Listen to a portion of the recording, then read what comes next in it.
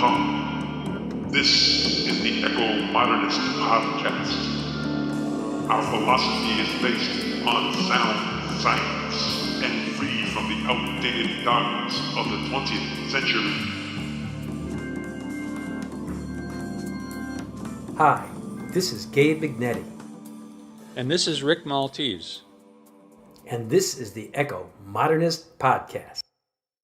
We have two guests on our podcast today. Rauli Partanen is an independent writer, lecturer, and consultant on the environment, energy, society, the economy, and their interrelations.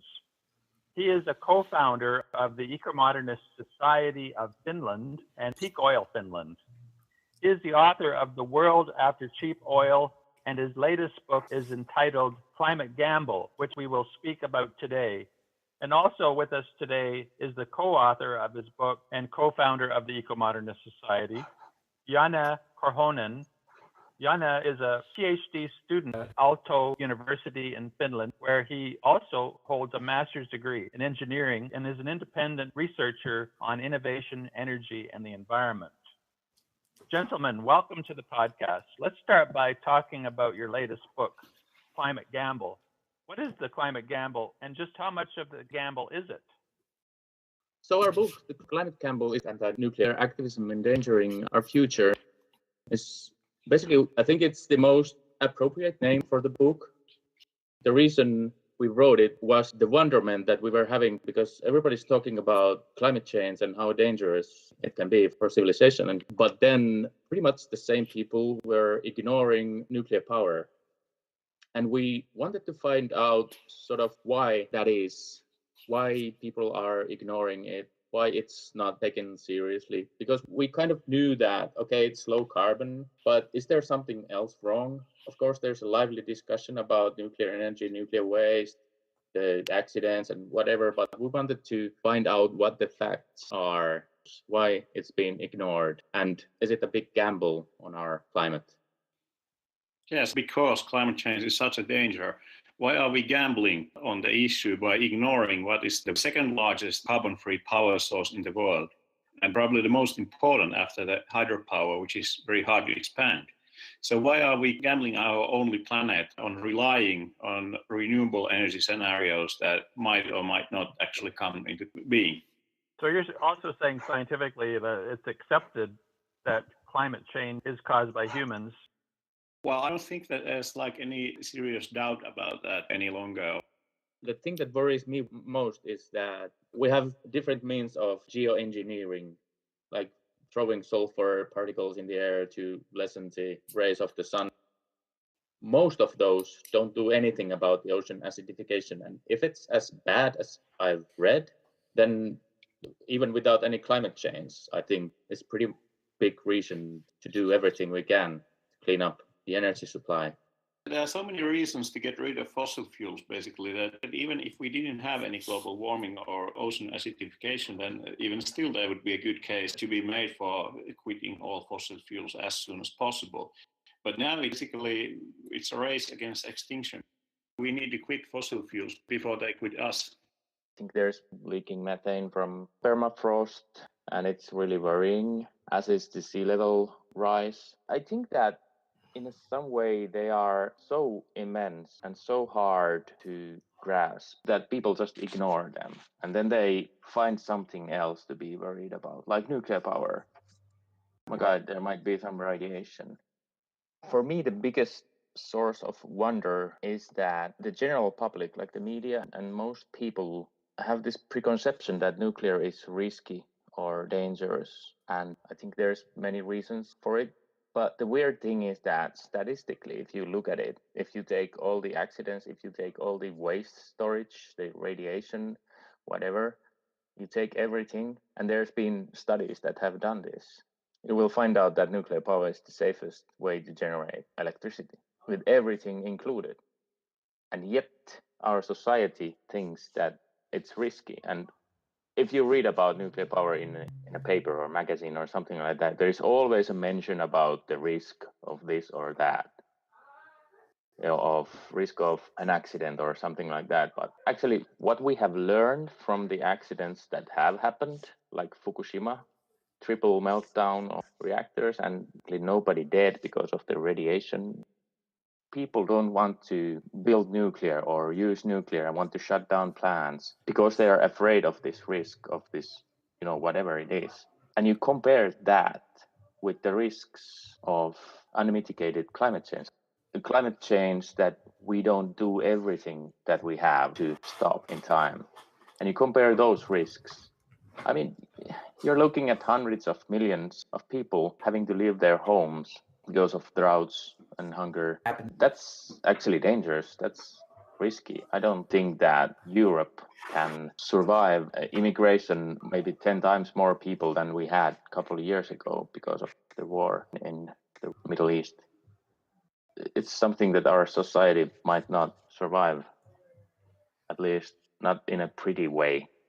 So when you compare these very real risks of climate change and not stopping it with everything we have, with the risk of the safest power source that we have, it's just mind-boggling how we can keep on telling ourselves that, there's these risks with nuclear power, and we cannot build more of them because there is this and that risk.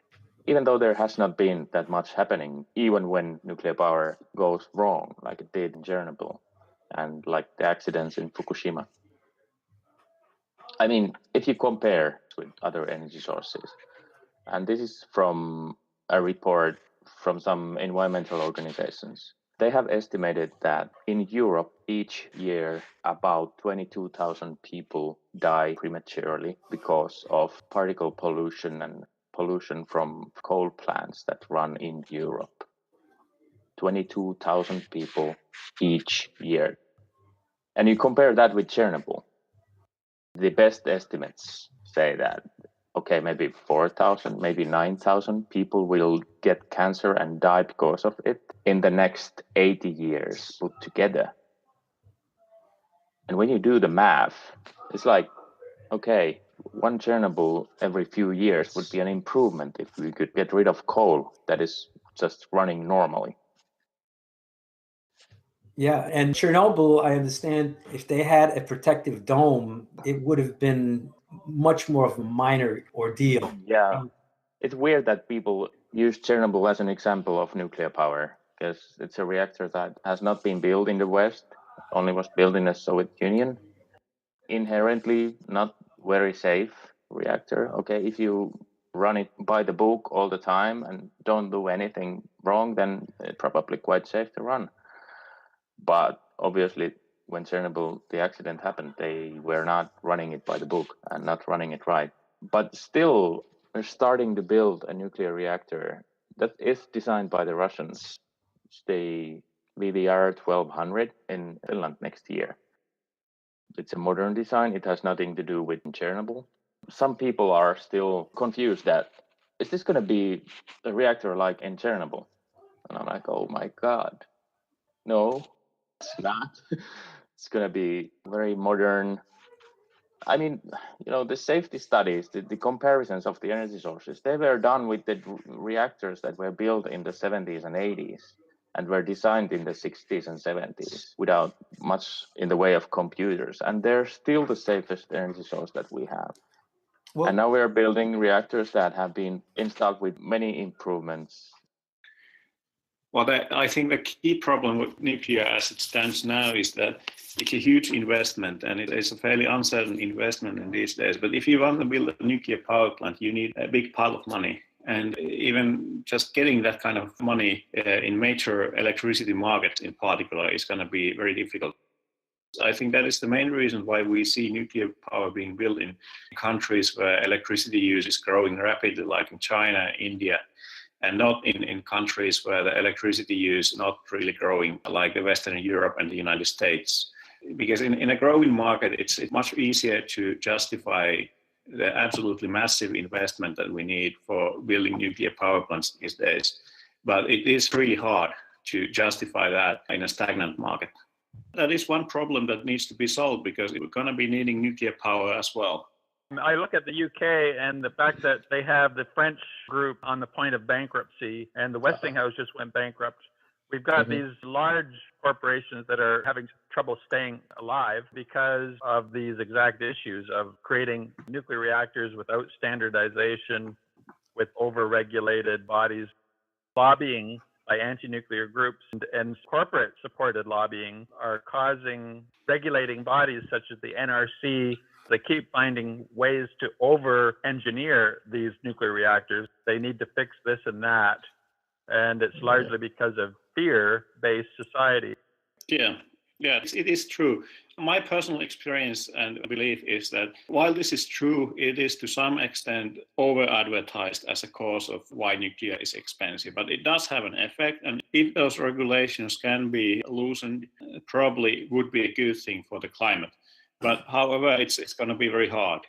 I'm not sure if this fight is the best fight to fight, because you end up with a position that arguing basically that we need to loosen the safety regulations. I think this is a big problem with a lot of pro-nuclear advocacy, is that you might be technically correct, but it doesn't get you other people to agree with you.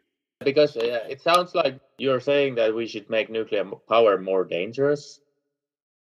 I think that we need to argue for raising up the level of coal plants safety up to the safety that nuclear power plants have. One thing that I used to say a lot is that I actually like the regulations put on nuclear. What I would love to is that they would be applied to other energy sources, because that would mean that burning stuff would end in a day. I would be happy if all energy sources would have to abide by the same radiological protection statutes, because that would mean, because those plants couldn't handle the ash because it's too radioactive. Because the question is not if it's radioactive, it's the question, is it toxic? That's the bottom line. You're probably aware of Thoricon and terrestrial energy in North America. Yeah. Yes. They show signs of being able to create smaller reactors that could potentially cost significantly less. These seem like a great idea, but they will face the same problem that the old industry faces as well, in addition to the huge investment, which is the political risk and public perception of nuclear and how that plays into the politics.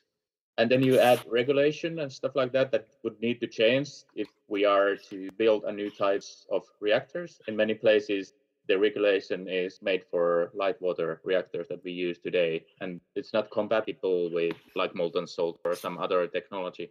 Of course, that can be changed and should be changed, but if there is public perception that's anti-nuclear and politics follow that, then it's pretty hard to give those new types of reactors a good start. But I do hope that it will happen. These are very exciting technologies, and I'm really happy that there's actually something happening with them. But we need to remember that they are basically promises made to renewable energy advocates. And I really hope, and I think that small nuclear reactors have a future. If you are an investor, the biggest thing about investing in nuclear is you put in all the money up front practically. And that would be on the assumption that another accident might not happen anywhere on the globe, and public pressure would force your reactor to be shut down and you'll take a loss. And is there any industry where you don't have accidents? Yeah, that is a very good question, that because there are no industries that don't have accidents. And what you are talking about is a very big problem.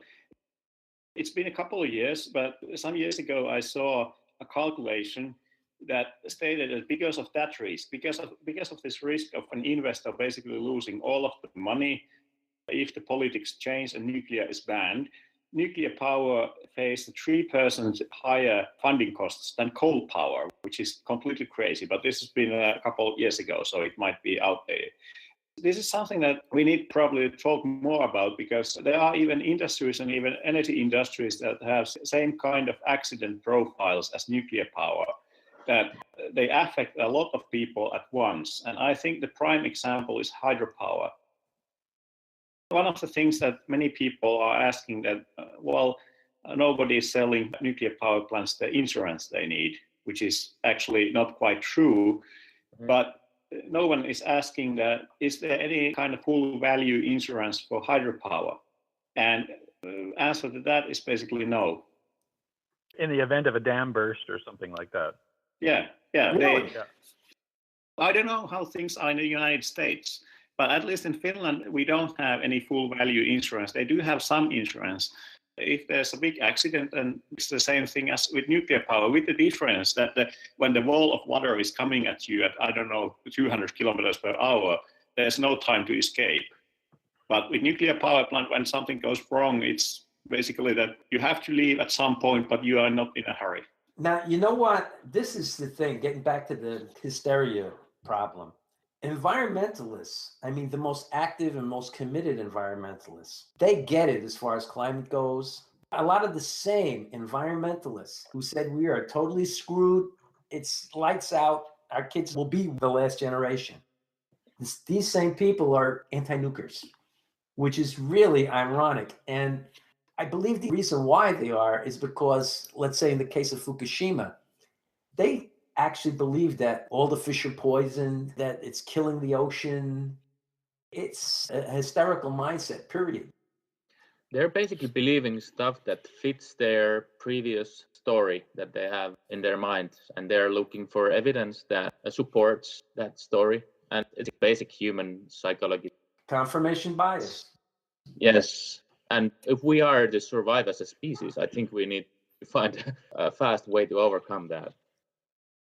It works in all kinds of ways. That's the same reason that people who are skeptical about climate science, they tend to find articles and prove that climate science is wrong. Part of the problem is that we've let technologies become identities. If you want to be an environmentalist, you basically have to accept a certain set of beliefs. All too often includes being opposed to nuclear power. And that's what ecomodernists have been changing, and we need to change it fast, but it's a big problem. I'm glad you mentioned that word, ecomodernist, because that's going to be part of my next question. This thing that we're starting now, ecomodernism, is not new. It's almost like a revival. So if we move on to the Ecomodernist Society of Finland, which we have some similar things over in Canada, our Ecomodernist podcast, and the European situation concerning nuclear power in general. Let's start by telling us about your Ecomodernist Society. It's almost 2 years ago we got together and founded the association. Well, basically, we have a popular discussion forum on Facebook about energy issues in Finland. And I think now it has like 4,000 members. And Finland is a small country, so basically everybody is there. And a bunch of people got frustrated about how nuclear energy was presented there. And at some point just sort of agreed that, okay, we have to do something about that. Should we make an association and non-governmental organization or something like that? And it was about at the same time that the Ecomodernist manifesto came out in English. We read the manifesto, and that's now been growing quite nicely here in Finland. I don't agree with everything there. Let me ask you something. Is that disagreement related to you also being the head of the peak oil organization? That seems to be a contradiction to ecomodernism. Yeah, you can guess that I've been thinking about that a lot, because the peak oil discussion that went on like 10 years ago and 5 years ago was where I started to get interested in energy issues and then eventually also climate change. And I wrote my first books on oil and peak oil. Peak oil has a little bit of maybe bad reputation. In the beginning, I read a lot of books that were really, really depressing and dystopian and doom and gloom, and the world was going to end basically tomorrow. Then it didn't, at least not yet. Because I went through a lot of evidence and statistics and literature when I wrote my book on oil, and also about general resource scarcities and how they affect the economy, for example. So that's one of the stuff that I want to actually bring into ecomodernism. Of course, we have to fight climate change, but like Janne said before, we have to quit fossil fuels before they quit us. And there's a lot of feedback loops. For example, everything is dependent on cheap oil, and peak cheap oil has quite likely happened or is happening right about now. And there is some good arguments that part of the problems with the economies in the Western world is because we are addicted to cheap oil. And as the production costs increase, we will face more and more troubles, which will make it harder for us to invest in clean technologies to fight climate change. And so it's kind of like double whammy for me. I'm trying to do everything I can because of both of these arguments. And I find that ecomodernism is actually the most effective platform for me to do that. But let me ask you this, though. We have an oil glut right now. So does that contradict a bit what you're saying? You should read my book. It's complex, but listen, we have very smart listeners, so you can go right ahead, man. The thing is that it's not really cheap oil, and the oil market is a lot of big players, OPEC, Russians, and then there's the shale industry in the USA. And when the oil price went up for a couple of years, the economy took a big hit. And after that, technology and demand responded to that high price, and then now we have an oil glut. And then as the oil price eventually went down, I think a lot of shale producers went bankrupt in North America. And I think that from what I hear, we used to have oil that had a production cost of maybe $10, $20 per barrel. But the oil production today, that's double, triple, 4 times as much. And that's a problem for a society that is dependent on ever-growing production, because we're going to have to add expensive production there. And for that, we need to have high prices. And our economy is not working right with high prices. It's more complex than that, but that's as simply as I can explain it.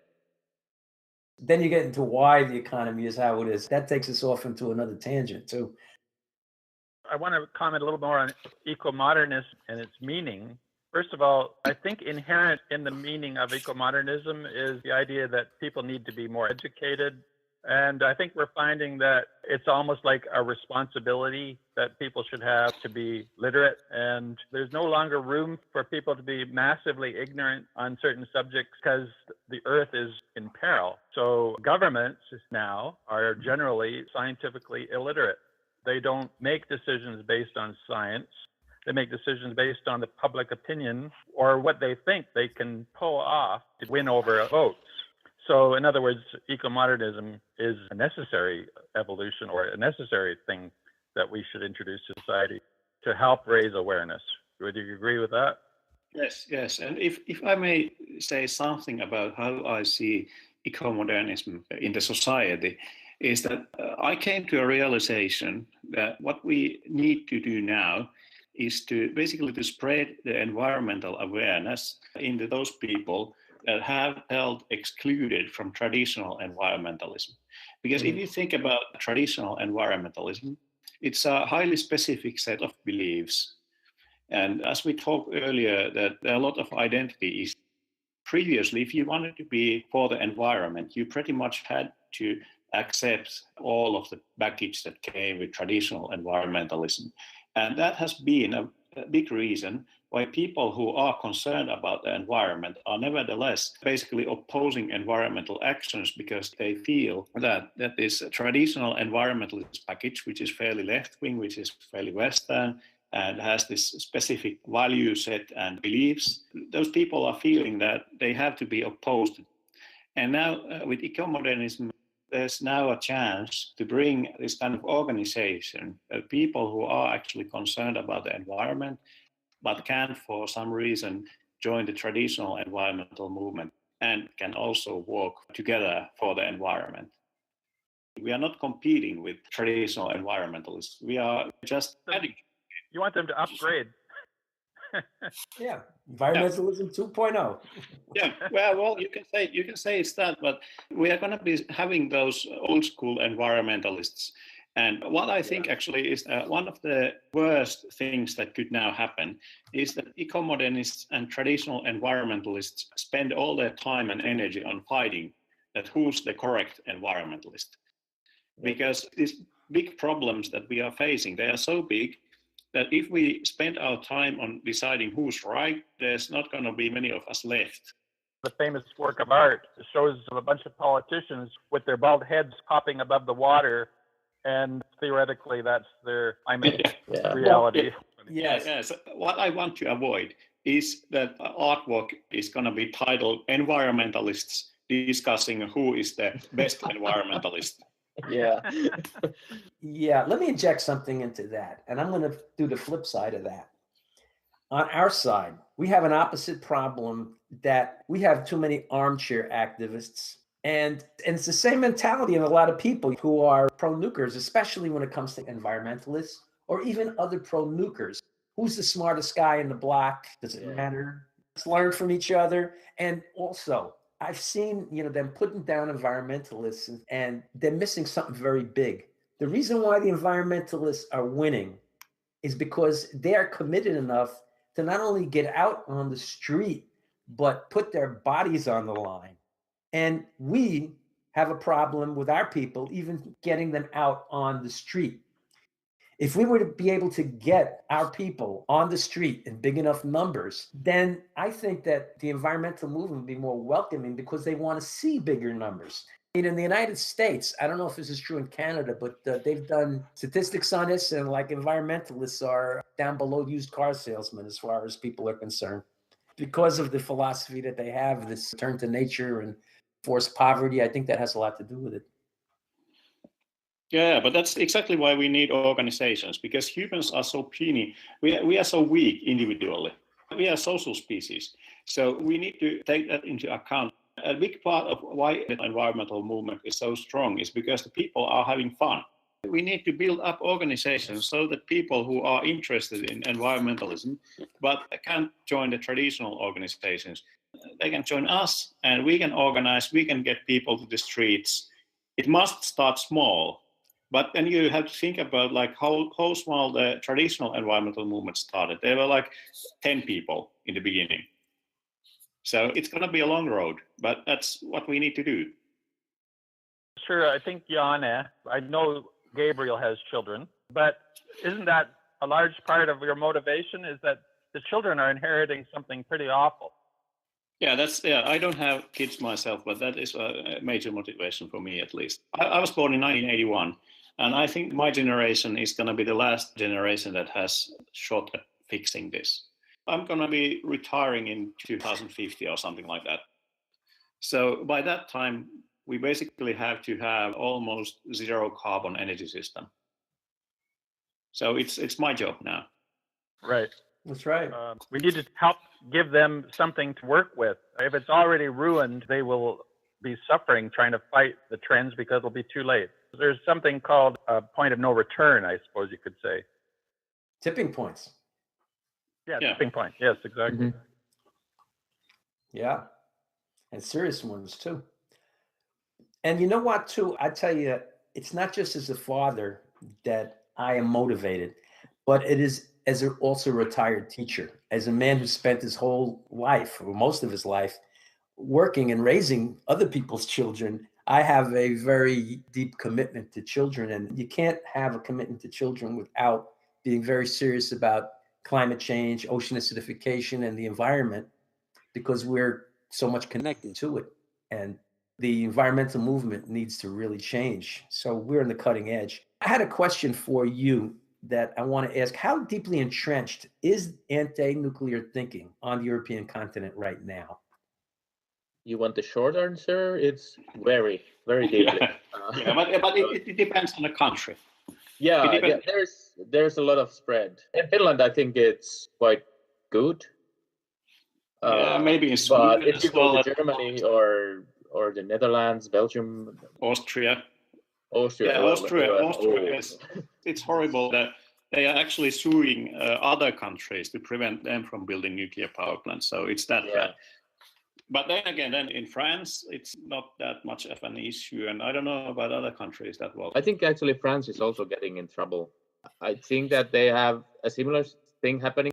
And they're sort of forgetting that they have cleaned up their electricity already. And now they're sort of taking it for granted. And the French are planning to actually decrease the share of nuclear power in their electricity grid from around 75% to 50%.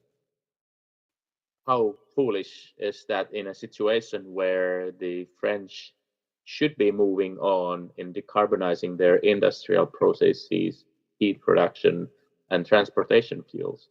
Now they are planning on making it more difficult for them to sustain even their current clean electricity grid. For decades, the French have had a thriving economy. It maybe only recently they're showing signs of wavering. People would admire their economy. It depends if you're French or somebody else. Yes. We don't usually look up towards France as an example of a great economy. That's Germany. Yeah, at least from an industrial perspective. Yeah. Germany is number one in Europe and one of the number one countries in the world, but they're doing a horrible job on their climate. Their influence is still dominating the European scene. Germany, yes, and Austria as well. They're the main kind of bullies who are actually threatening other countries if they want to build a new nuclear, or even if they want to keep their current nuclear plants operating. How fanatical are the anti-nukers in Europe? They are pretty fanatical from what I know in mainland Europe. If you are giving a presentation as a pro-nuclear environmentalist, they can attack you. I wanted to ask, there's a few incidents that you might pinpoint, like Chernobyl. And if I recall, there was some incident in Germany to do with storing nuclear waste. I don't remember exactly. Do you know what that was? To my knowledge, it's basically that some leaks were happening. I think it was mid-level waste facility in Korhonen salt mines, but they were not actually dangerous leaks because the waste wasn't that dangerous to begin with. Well, first of all, nuclear waste is solid, isn't it?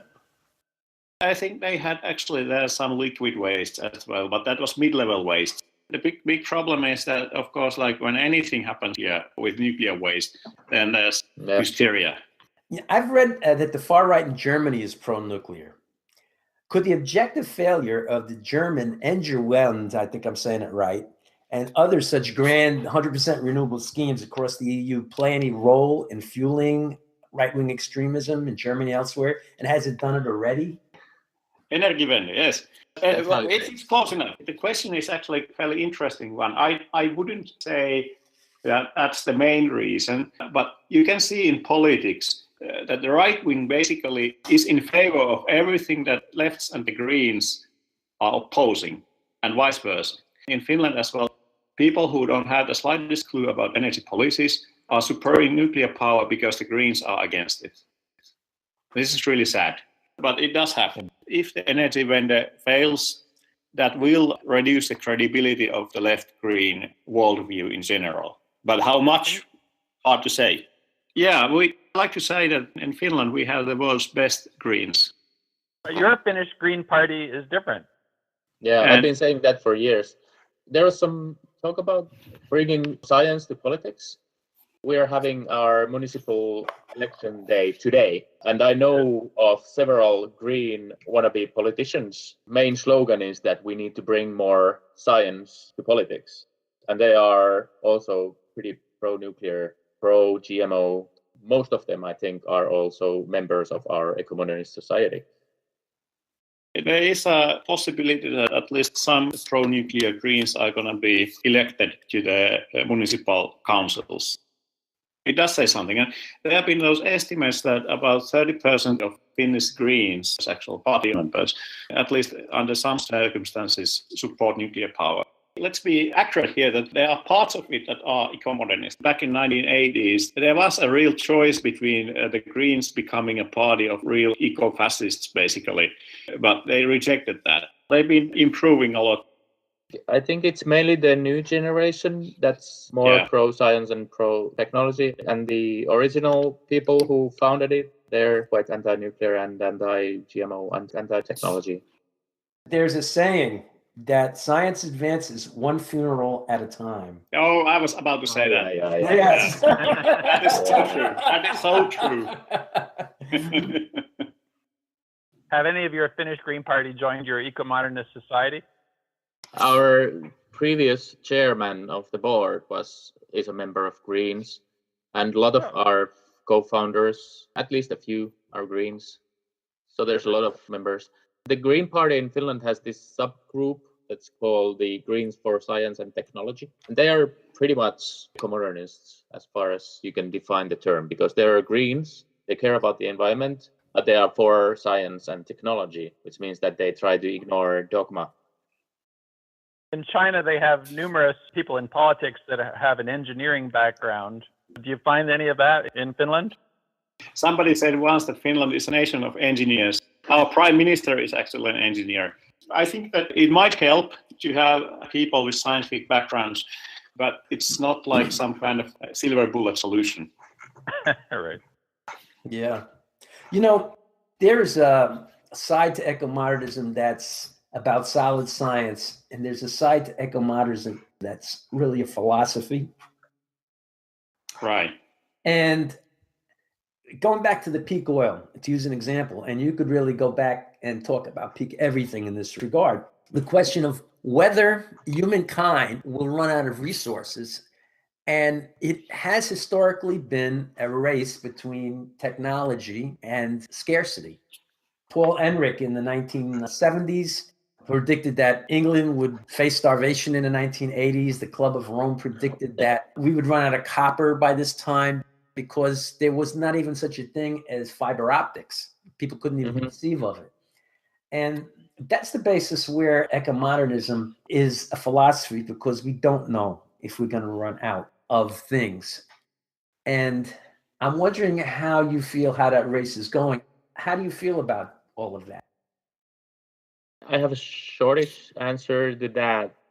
I've been thinking about a lot of this resource scarcity and how the market reacts to it and stuff like that. The thing is that we're probably not going to run out as such. But the thing is that if we don't have enough cheaply available key resources, then economic growth will not be able to happen.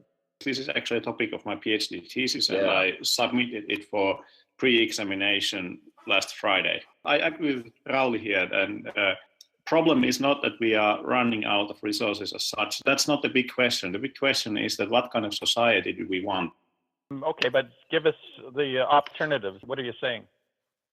What I'm saying is that it's likely that we are going to be seeing scarcities of some resources in the future. We are having a scarcity problem. But as long as we are talking about mineral resources and to some extent oil and gas and coal, it seems very likely that we are going to be having enough of them so that the society is not going to grind to a halt because of lack of some resource. There's going to be substitution and there's going to be finding of new resources and so forth. But it might have an impact, like what kind of society we are going to be having. Scarcities tend to be times when there's a lot of reallocation of wealth, and it is usually from the poor to the rich. So do we have societies that can handle those kind of pressures without becoming like fascist or otherwise undesirable places to live for the most of the people? Have you analyzed the effects of climate change over the years on the economies of countries in Europe? There have been some estimates what could happen, and basically it ranges from very bad to we don't know but might be bad. And countries in Southern Europe are going to be in trouble. Countries in Northern Europe, like Finland, might actually benefit from climate change, at least in the beginning. But we too have big problems, like there's a major risk that if the Gulf Stream stops or changes direction, we're going to be having minus 40 degrees centigrade quite a lot. Like that movie. Yeah, like that movie, yes. Day after tomorrow. Yes. Yeah, not as rapid, but rapid enough so that it remains to be seen whether our society could handle something like that. So the impacts are likely to be major. I'm actually quite worried about the immigration because, there's this war going on in the Middle East and a lot of immigration, and everybody is losing their minds in Europe and in Finland. But if we believe some analysts tell us what's going to happen if the climate warms up a degree or two more, and it could be 5 times, 10 times more immigration from those countries. And I'm not sure if our society and political system can survive that. You heard the term Arab Spring. It's ironic that it's really Arab summer, because what I'm saying is it's temperatures that are increasing and the droughts are actually causing uprising. Yeah, it's very hard to prove that this is the cause. There are always multiple causes, and it's really hard to pin down that this is the cause. But I'm fairly sure that the climate does have an impact already. I look at what's going on in Syria, which was, I believe, caused by climate change. When you have a great rise in the price of food because of drought, which forced a lot of farmers too to come into the cities and cause excessive unemployment. I mean, when people have shortages of food, that creates a major crisis in a country. Here is something that I would like our listeners to keep in mind. Syria, before all of this happened, if you look at the pictures of what it is now, and you look like at the before and after, it was a very prosperous place, relatively speaking. And we have this normalcy bias, which keeps people from being active. I have this story that I always like to tell, and it's a true story. During the time when the Nazis were having their extermination campaigns against the Jews, there was one Jew who escaped the concentration camps, and he went from village to village, trying to convince the people that they better go into the woods, because if they didn't, the Nazis were going to come and kill them all.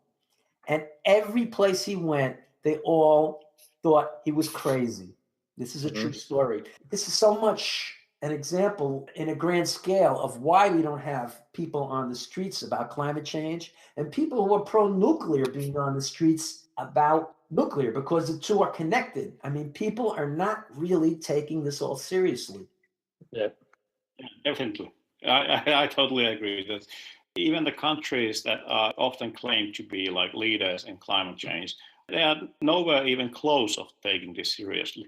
I have a question for you guys. Now, the German, and I know I'm messing this word up, Energiewende, I know I'm saying it. Yeah. Energiewende. Okay, the German Energiewende. All right. Okay, from the Bronx accent. Yeah, with a Bronx accent, right? Yeah. Well, it's objectively been a horrible failure. I mean, Germany led the EU in CO2 a couple of years ago. Their CO2 has been going up. I think they're very close to being first that they was this year. I mean, especially with the rising prices of renewables and the trouble that they've been having with the grid. At one point, do you guys think that they're going to get it? That this is really a failure? Yeah. Well, the last time the Germans were burning the world, they didn't get it. So I'm not sure if they're going to get it this time. They're going to be waiting for the wonder weapon until the end of time, I think. Later this year, there's going to be the climate negotiations in Bonn, which is in Germany. And at least I am going there, and we're going to translate Climate Gamble to German, and we're going to print out a load of copies and give them to people. So I hope that after that, they will start to get it. Well, fellas, I think we've said a lot today. I think this has been a great podcast, and it's always a good thing to end on a positive note. So you have anything to say positive for our ending? I have a positive announcement to say that the new improved 2017 edition of Climate Gamble, our book, is now available on Amazon.com and other Amazon stores. It has the newest data and some additional key takeaways for each chapter and an index in the end for easy use and for reference. It's also on Kindle. And it's now in an audiobook as well. Yes, yes. Fantastic. I definitely want to read it. Gentlemen, thank you very much. This has been a very interesting podcast. Well, Thank you for having. I enjoyed it. Yeah. Yeah, me too. Thanks a lot.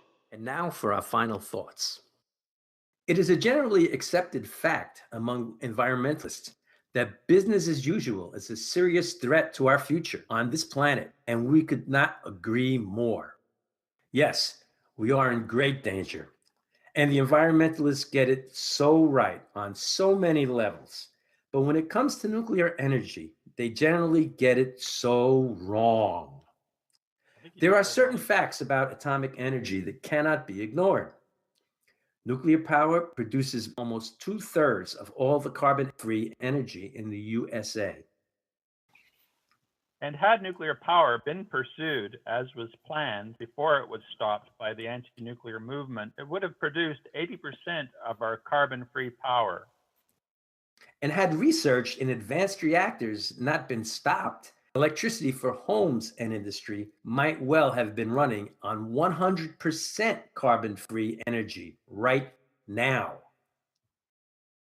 It is not for nothing that the Intergovernmental Panel on Climate Change has declared nuclear power to be indispensable in the fight against global warming. And given the stakes at hand, whatever risk that nuclear power presents is a pittance compared to what we are up against.